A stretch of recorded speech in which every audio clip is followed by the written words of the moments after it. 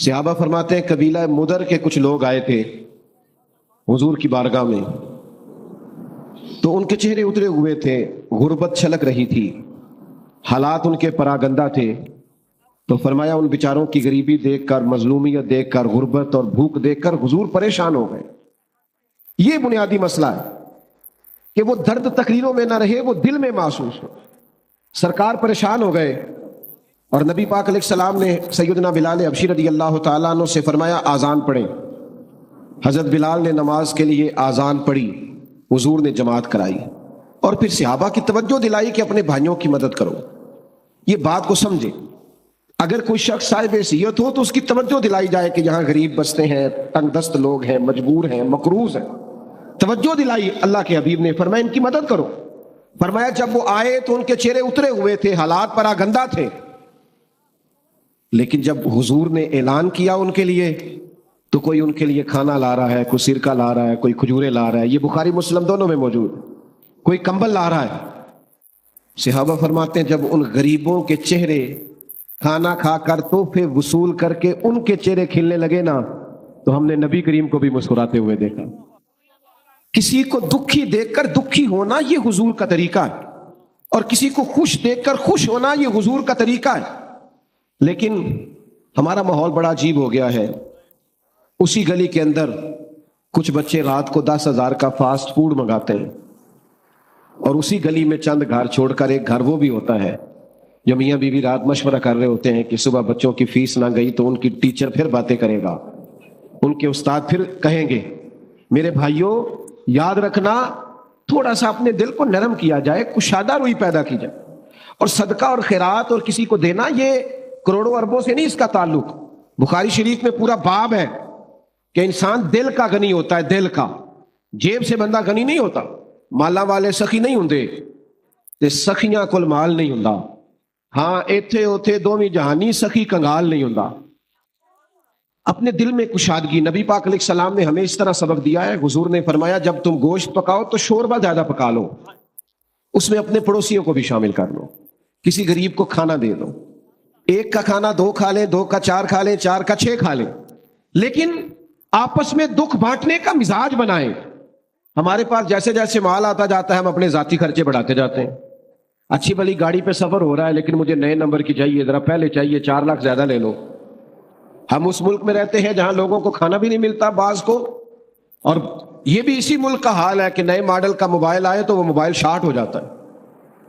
اس لیے کہ کچھ لوگ ایسے ہیں جن کا مسئلہ ضروریات کا نہیں ہے، ان کا مسئلہ خواہشات کا ہے، انہیں خواہشات پوری کرنی ہے جیسے بھی، اور خواہشات کا پیٹ ایسا ہوتا ہے جو بھرا نہیں جا سکتا۔ ہر وقت ایک خواہش پوری کرو نئی خواہش پیدا ہو جاتی، اسے پوری کرو تو تیسری پوری خواہش پیدا ہو جاتی۔ غرباء کے لیے کچھ دلوں میں گنجائش، مساکین کے لیے کچھ گنجائش۔ اور میں آپ سے عرض کروں، عبادت بھی صرف نفل پڑھنے کا نام نہیں، عبادت بھی فقط تسبیح چلانے کا نام نہیں، لمبے جبے کبے ان کا نام ہی فقط عبادت نہیں۔ وہ میرے بھائی، حضور نے فرمایا جو یتیموں کی مدد میں رہتا ہے، مسکینوں کے کام کرتا رہتا ہے، بیواؤں کی مدد کرتا رہتا ہے، وہ بھی اللہ کے راستے میں ہی ہے۔ آپ لوگوں کی وجہ سے پیچھے نظر نہیں آ رہا، لوگ اشارے کر رہے ہیں۔ میں نے کہا تھا ذرا تھوڑا سا مہربانی کریں، تھوڑا پیچھے ہو جائیں بس، محبت سے جی، پیار سے۔ اللہ آپ کو سلامت، وہ دیکھیں نا خوش ہو رہے، ماشاء اللہ، ٹھیک ہو، تھوڑا سا اور پیچھے ہو، تھوڑا سا اور پیچھے، خوش رہیں، خوش رہیں، خوش رہیں، اللہ آپ کو بھی جزا دے گی۔ آپ بھی بیٹھ جائیں، آپ کی وجہ سے بھی پیچھے نظر نہیں آ رہا۔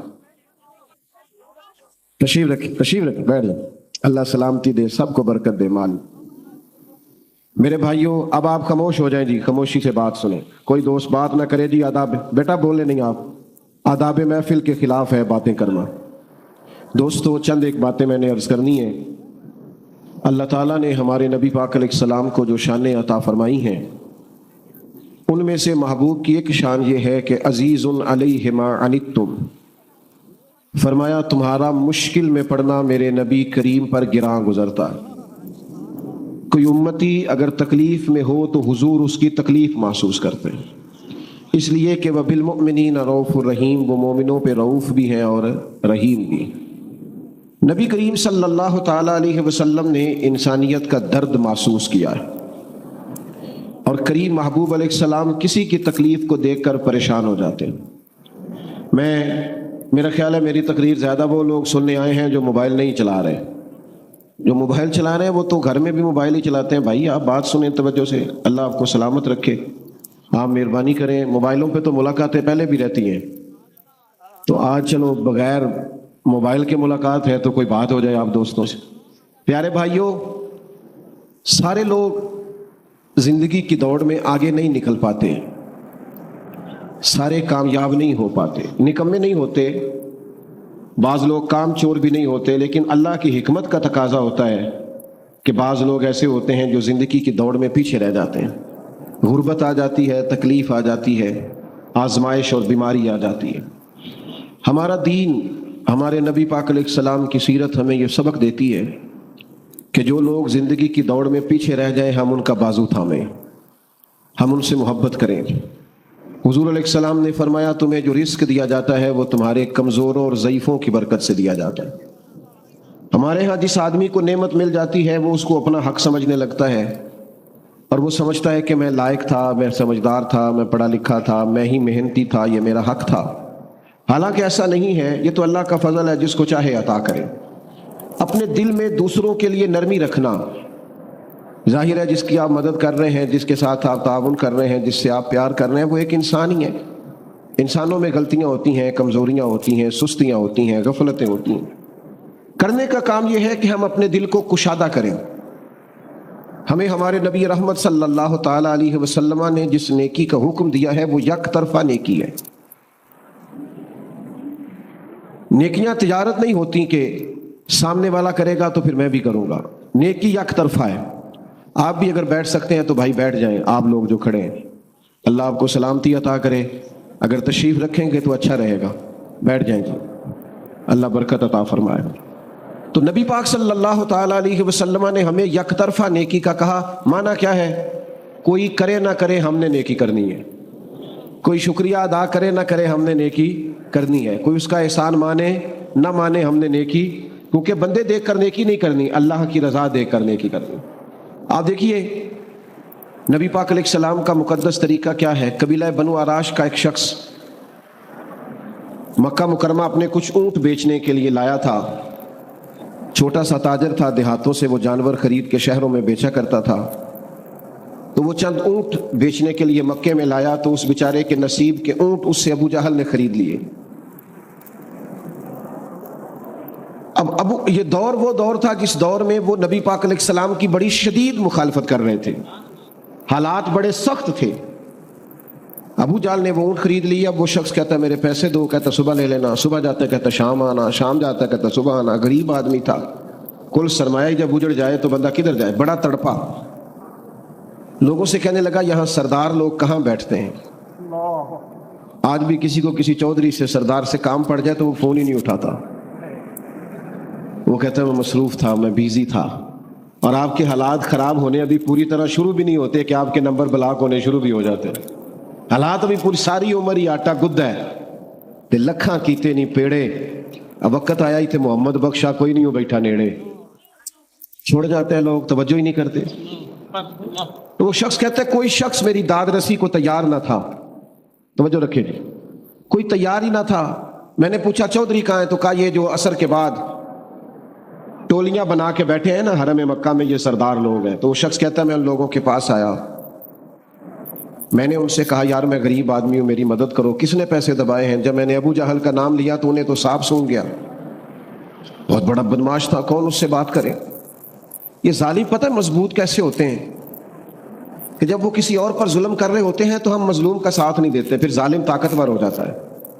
ہم اپنے بچے سے کہتے ہیں اندر سے کنڈی لگا لے، یہ ہماری آگ نہیں، حالانکہ پڑوسیوں کی آگ اس لیے بھی بجھا دینی چاہیے کہ اگر ان کی نہ بجھائی تو کہیں ہمارے گھر بھی نہ آ جائے۔ توجہ نہیں کرتے، ظالم مضبوط ہو جاتے ہیں۔ تو کہا ابو جہل نے تیرے پیسے دبائے، اب تو سب کو سانپ سونگ گیا۔ اللہ کے حبیب علیہ السلام حرم مکہ کے قریب عبادت میں مشغول تھے، تو اس نے کہا، ایک شخص نے اشارہ کیا حضور کی جانب، کہا وہ جو بیٹھے ہیں نا محبوب وہ تیرا مسئلہ حل کرا دیں گے۔ اس نے اشارہ کیا اور باقی ہنسے، معاذ اللہ، مذاق بنانے لگے، نقل کفر کفر نہ باشد۔ وہ شخص کہتا ہے میں بڑا حیران ہوا کہ بھیجتے بھی ہیں اور مذاق بھی کرتے ہیں، مسئلہ سمجھ میں نہیں آتا، لیکن میں چلا گیا، جا کے حضور کی بارگاہ میں عرض کیا۔ فرماتے ہیں سادہ سا لب و لہجہ، زمین پر حضور تشریف فرما ہے، پہلی نظریں لوٹ لے ماہی تیرے ہار شنگاراں۔ فرماتے ہیں نبی کریم صلی اللہ علیہ وسلم نے میری بات سنی، نہ قبیلہ پوچھا، نہ برادری پوچھی، نہ تعارف پوچھا، قربان جاؤں محبوب، فرمانے لگے چل میں تیرے ساتھ چلتا ہوں۔ وہ جو وہاں بیٹھے تھے سردار، انہوں نے ایک بندہ بھیجا، کہا ساتھ جا کے دیکھو وہاں بھلا کیا بات ہوتی ہے۔ حضور تشریف لائے، وہ شخص کہتا ہے سارے رستے تو نظریں جھکی رہی ہیں، محبوب دھیمے دھیمے انداز میں میرے سوالوں کے جواب دیتے رہے، لیکن جب ابو جہل کا دروازہ آیا، حضور نے دستک دی، وہ باہر آیا، تو پھر میں نے اپنے نبی کی نظروں کو اٹھتے ہوئے دیکھا، پھر چہرے پہ جلال دیکھا، پھر میں نے نبوت کا دبدبا دیکھا، مظلوم کے ساتھ کھڑے ہونے میں حضور کا عروج دیکھا۔ کریم فرمانے لگے شرم نہیں آتی، غریب کے پیسے دبا گیا ہے، لا اس کے پیسے۔ اس پر تو گویا کب کبھی طاری ہو گئی، کہنے لگا میں ابھی لے کے آیا، دوڑا گیا، اس کے پیسے لایا، اللہ کے رسول نے پیسے اسے دیے، اس نے شکریہ ادا کیا۔ سرور کائنات صلی اللہ تعالی علیہ وآلہ وسلم وہاں سے رخصت ہوئے۔ وہ جو جاسوس بھیجا تھا نا، اس سے پوچھا بعد میں وہاں سرداروں نے کہ کیا بنا، کہنے لگے یار تم بڑا سردار کہتے تھے، اس کے تو ہوش ہی اڑ گئے حضور کو دیکھ کے، اس کی تو حواس باختہ ہو گیا ہے وہ نبی کریم کو دیکھ کے، حالت ہی خراب ہو گئی، فوراً پیسے لے آیا ہے اور فوراً لا کے دے دیے۔ ابو جہل سے پوچھا تجھے کیا ہوا تھا، تو ویسے بڑی ڈینگے مارتا ہے، ہوا کیا؟ تو کہنے لگا ہونا کیا تھا، پتہ نہیں محبوب کے ساتھ کون سی طاقتیں تھیں، جب وہ آئے ہیں تو مجھ پر روب طاری ہو، اور میں نے فوراً پیسے ادا کرنے میں عافیت سمجھی۔ بھائیو، کسی مظلوم کی مدد کرنی ہے، کسی غریب کے ساتھ کھڑا ہونا ہے، قبیلے میں، برادری میں، خاندان میں اگر ہمیں پتہ چل گیا ہے کہ فلاں کی زیادتی ہے اور فلاں مظلوم ہے، میری طرف دیکھیں جی، اب آپ مہربانی کریں، اب چھوڑیں ساری چیزوں کو، جو چل رہا ہے وہ چلے گا، آپ توجہ کریں، چند ایک باتیں آپ سے ہو جائیں۔ ہمیں ہمیشہ مظلوموں کی داد رسی کرنی ہے، یہ ہمارے نبی کا درس ہے۔ ہمیں پتہ ہوتا ہے خاندان کے اندر مظلوم کون ہے، زیادتی کون کر رہا ہے، پر ہم یہ دیکھتے ہیں پیسے کدھر زیادہ ہیں۔ ہمیشہ بھاری اور وزنی پارٹی وہ ہوتی ہے جہاں پیسے زیادہ ہوتے ہیں، انصاف کے لیے کھڑے نہیں ہوتے۔ ایک حدیث پاک سنانے لگا ہوں، اسے یاد رکھیے گا۔ اللہ کے حبیب علیہ السلام نے فرمایا قیامت والے دن رب کریم فرمائے گا فلاں جگہ حق بات کہنے کی ضرورت تھی، تم نے کیوں نہیں کہی؟ اللہ فرمائے گا وہاں ضرورت تھی کہ تم حق بولتے، کیوں نہیں بولا؟ تو بندہ عرض کرے گا مالک میں لوگوں سے ڈر گیا تھا۔ تو حضور فرماتے ہیں رب کریم فرمائے گا میرا زیادہ حق نہیں تھا تو مجھ سے ڈرتا، تجھے مجھ سے ڈرنا چاہیے تھا، تو لوگوں سے ڈر گیا۔ تو ایک تو جی توجہ فرمائیے گا، تو ایک تو یہ ہے کہ مظلوم کی داد رسی کی جائے، اور دوسرا یہ ہے کہ ہمیشہ خوش اس وقت ہوا جائے جب کوئی خوش ہو، دوسروں کی خوشی کو محسوس کر کے انسان خوش ہو۔ جب وہ کسی تکلیف زدہ آدمی کو دیکھے تو اسے بھی تکلیف ہو، اور جب وہ دیکھے کہ کوئی خوش ہو گیا ہے تو پھر دل کو خوشی نصیب ہو۔ صحابہ فرماتے ہیں قبیلہ مدر کے کچھ لوگ آئے تھے حضور کی بارگاہ میں، تو ان کے چہرے اترے ہوئے تھے، غربت چھلک رہی تھی، حالات ان کے پراگندہ تھے۔ تو فرمایا ان بیچاروں کی غریبی دیکھ کر، مظلومیت دیکھ کر، غربت اور بھوک دیکھ کر حضور پریشان ہو گئے۔ یہ بنیادی مسئلہ ہے کہ وہ درد تقریروں میں نہ رہے، وہ دل میں محسوس ہو۔ سرکار پریشان ہو گئے، اور نبی پاک علیہ السلام نے سیدنا بلال حبشی رضی اللہ تعالیٰ عنہ سے فرمایا آذان پڑھیں۔ حضرت بلال نے نماز کے لیے آذان پڑھی، حضور نے جماعت کرائی، اور پھر صحابہ کی توجہ دلائی کہ اپنے بھائیوں کی مدد کرو۔ یہ بات کو سمجھیں، اگر کوئی شخص صاحب حیثیت ہو تو اس کی توجہ دلائی جائے کہ یہاں غریب بستے ہیں، تنگ دست لوگ ہیں، مجبور ہیں، مقروض ہیں، توجہ دلائی۔ اللہ کے حبیب نے فرمایا ان کی مدد کرو۔ فرمایا جب وہ آئے تو ان کے چہرے اترے ہوئے تھے، حالات پراگندہ تھے، لیکن جب حضور نے اعلان کیا ان کے لیے تو کوئی ان کے لیے کھانا لا رہا ہے، کوئی سرکہ لا رہا ہے، کوئی کھجورے لا رہا ہے، یہ بخاری مسلم دونوں میں موجود، کوئی کمبل لا رہا ہے۔ صحابہ فرماتے ہیں جب ان غریبوں کے چہرے کھانا کھا کر تحفے وصول کر کے ان کے چہرے کھلنے لگے نا، تو ہم نے نبی کریم کو بھی مسکراتے ہوئے دیکھا۔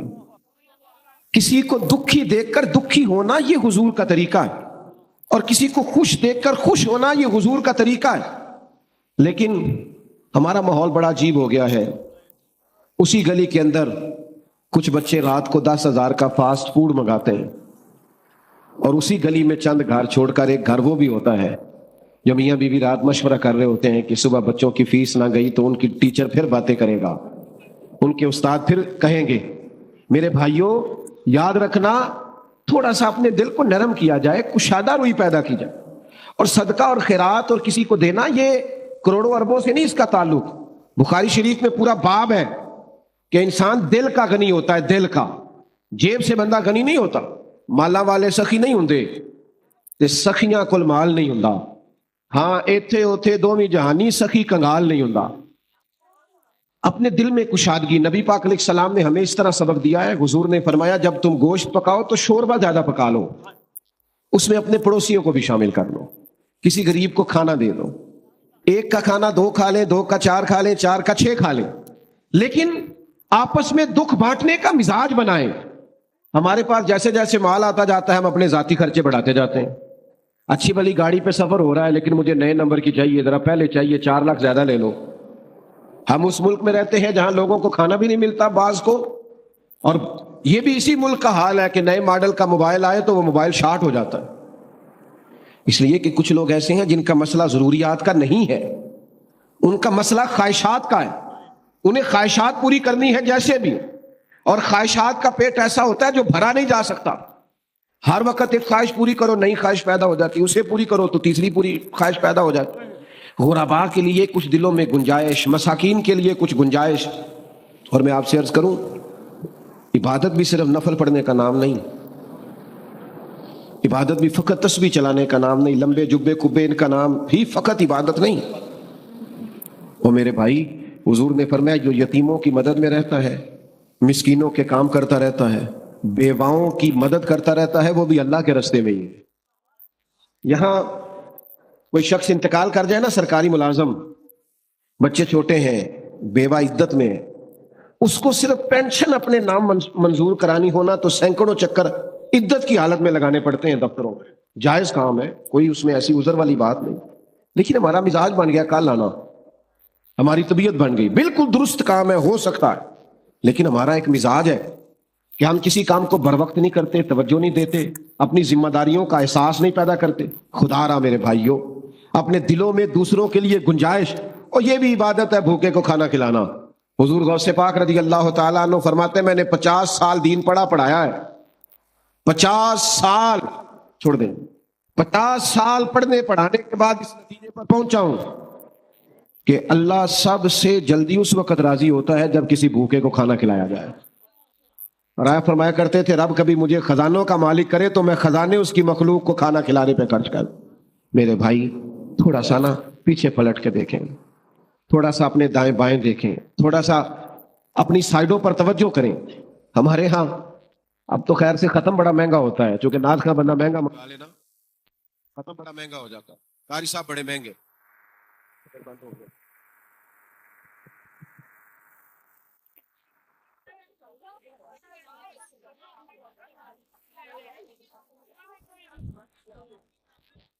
تو میرے عزیز، اپنے خرچوں کو، اخراجات کو تھوڑا کنٹرول کر کے اگر ہماری توجہ اس طرف رہے کہ ہمیں، حضور کے صحابی ہیں حضرت عبداللہ ابن عباس، نبی کریم علیہ السلام کے چچا زاد بھی ہیں، مسجد نبوی شریف میں اعتکاف بیٹھے ہوئے تھے حضور کے روضہ انور کے پاس۔ تو ایک شخص مسجد شریف میں آ کے بیٹھا تو وہ بڑا پریشان تھا۔ حضرت عبداللہ ابن عباس رضی اللہ تعالیٰ عنہ اس سے فرمانے لگے کیا بات ہے، پریشان لگتے ہو؟ یہ بہقی شریف میں امام بہقی نے اس کو لکھا ہے۔ تو انہوں نے کہا میں مقروض ہوں اور مجبور ہوں، میرے پاس قرض چکانے کے پیسے نہیں ہیں۔ آج جس شخص نے پیسے لینے ہیں اس سے میں نے پھر کہا تھا کہ آج دے دوں گا، پر گنجائش نہیں بنی، تکلیف میں ہوں۔ یہ جو مقروض ہوتا ہے نا، مقروض، حضور نے فرمایا یہ قیدی ہوتا ہے، مقروض کی مدد کرنی چاہیے۔ شریعت اسلامیہ کہتی ہے اس پر خرچ کرو، اس کی جان چھڑاؤ، اس کی گردن آزاد کرا دو، تمہاری توجہ ہو، تم تھوڑا اس کے لیے نرم رکھو اپنے رویے کو۔ اس شخص نے کہا حضور میں مقروض ہوں، تکلیف میں ہوں۔ حضرت عبداللہ ابن عباس رضی اللہ تعالیٰ عنہ فرمانے لگے میں اگر تیرے ساتھ چلوں تو تیرا مسئلہ حل ہوتا ہے؟ کہنے لگا حضور آپ چلیں تو پھر تو کیا ہی بات ہے، آپ کو زیادہ توجہ کرنی پڑے گی میری بات پر۔ حضرت عبداللہ ابن عباس نے جوتے پہنے اور مسجد سے باہر آ گئے. وہ شخص کہنے لگا حضور ٹھہریے ٹھہریے ٹھہریے، آپ تو اعتکاف میں. آپ فرمانے لگے مجھے بھی پتا ہے میں اعتکاف میں ہوں. تو دیکھو حضور اعتکاف چھوڑ کے آ گئے. حضرت سیدنا عبداللہ ابن عباس فرمانے لگے مجھے اس روضہ اطہر میں لیٹے ہوئے محبوب کی بات یاد آئی ہے.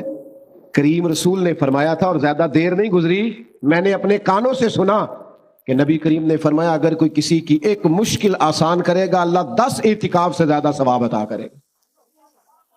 یہی ہے ذوق عبادت کی انتہا ساغر. غم حیات کے ماروں کا احترام کرو. او بھائیو، کسی کی مدد کرنا، کسی کے کام آنا، دکھ سکھ میں کسی شخص کے ساتھ شریک ہونا، اس کے لیے اپنے سینے کو کشادہ کرنا، پیار کرنا، محبت کرنا، اس کو سیکھنا چاہیے. اپنے دل کے اندر اس کے لیے جذبہ پیدا کرنا چاہیے. اور پھر یہ جو میں نے بات عرض کی نا کہ کسی کی تکلیف کو تکلیف سمجھا جائے، اپنے ارد گرد بھی دیکھیں. بہو کی تکلیف بھی تکلیف ہی ہوتی ہے. اپنے دائیں بائیں دیکھیں، غور کریں. اگر بیٹی بد زبان ہے اور ہمیں پتہ ہے بد زبان ہے تو پھر داماد کی تکلیف بھی تکلیف ہی ہوتی ہے. اگر ہم کسی جگہ آفیسر ہے اور ہمارے نیچے کچھ لوگ کام کرتے ہیں تو مزدور کی تکلیف بھی تکلیف ہی ہوتی ہے.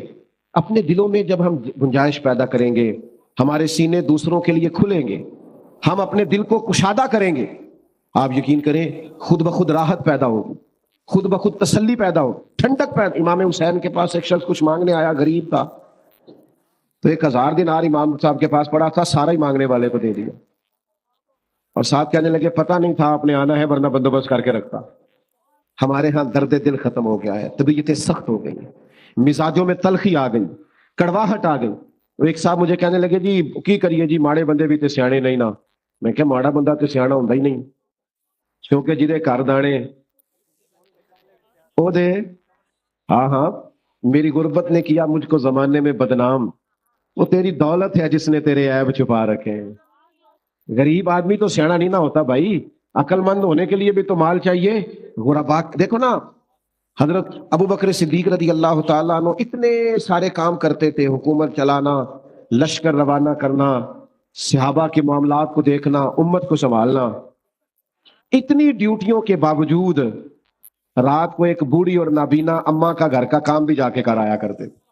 اس کے برتن بھی دھواتے تھے، اس کی خدمت بھی کراتے تھے. عصر کے بعد کچھ یتیم بچیاں تھیں، ان کی بکریوں کا دودھ بھی دھواتے تھے.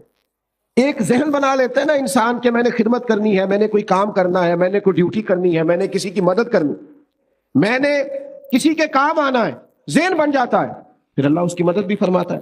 ہمارا یہ ذہن ہی نہیں بنتا، ہم توجہ ہی نہیں کرتے. میں بس بات ختم کرنے لگا ہوں. ہمارے گھروں کے اندر جو لوگ موجود ہیں نا، گھروں کے اندر آپ کو پتہ ہے سیدہ عائشہ صدیقہ رضی اللہ تعالیٰ عنہ فرماتی ہیں حضور جب تک گھر میں رہتے تھے گھر کا کوئی نہ کوئی کام ہی کرتے رہتے تھے. باہر بڑی ڈیوٹی کر کے آئے ہیں سرکار، لیکن گھر آ کے سوچا ہے گھر والے بھی تو آگ کے سامنے کھڑے ہیں نا. احساس، گھر والوں کا بھی احساس، اور سب سے زیادہ گھر میں جو بوڑھے ہیں ان کا احساس. بوڑھوں کو صرف خرچہ نہیں دینا، کپڑے نہیں لے کے دینے، بوڑھوں کو ٹائم بھی دینا ہے. ان کے ساتھ بیٹھنا ہے، بات کرنی ہے، چھوٹے چھوٹے مشورے کرنے، ان کو بیکار نہیں کر دینا. ہم پتہ کیا کرتے ہیں، ہم ساری گپیں اپنے دوستوں سے لگاتے ہیں، ساری گفتگو باہر کرتے ہیں. کبھی کبھی ابا جی کو کرو نا ٹیلی فون اور کہو آج کھانا نہ کھائیے گا میرے آنے تک، میرا دل کرتا ہے آپ کے ساتھ بیٹھ کے روٹی کھاؤں.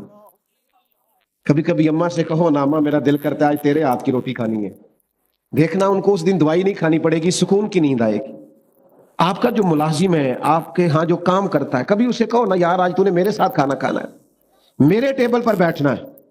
حضرت ابو ذر غفاری رضی اللہ تعالیٰ عنہ نے بھی اسی طرح کا لباس پہنا ہوا تھا، اور ان کے غلام نے بھی اسی طرح کا لباس پہنا تھا. تو کسی نے کہا یہ کیسے ہو گیا؟ فرمایا جب سے حضور کا کلمہ پڑھا ہو گیا ہے.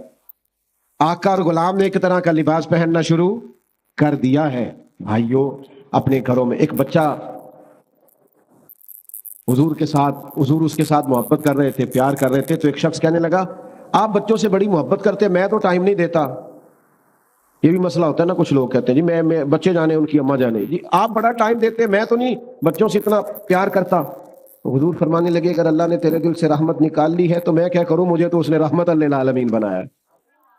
تو سارا وقت باہر نہیں گزاریں، اپنے گھر میں ٹائم دیں، اپنے بچوں کو وقت دیں، اپنے ماں باپ کو ٹائم دیں، بہن بھائیوں کو ٹائم دیں، اہل خانہ کو ٹائم، اپنے اندر دوسروں کا ایسا آپ یقین کریں اگر دوسروں کے احساس میں انسان جینا شروع کر دے تو زندگی ویسے بڑی سونی ہو جائے، خوبصورت لگنا لگے سارا کچھ، لیکن ہم یہ کام کرتے نہیں. ہمیں نہ بس اپنے کھانے سے، سونے سے، اپنے آرام سے، اپنی سہولیات سے فرصت نہیں ملتی.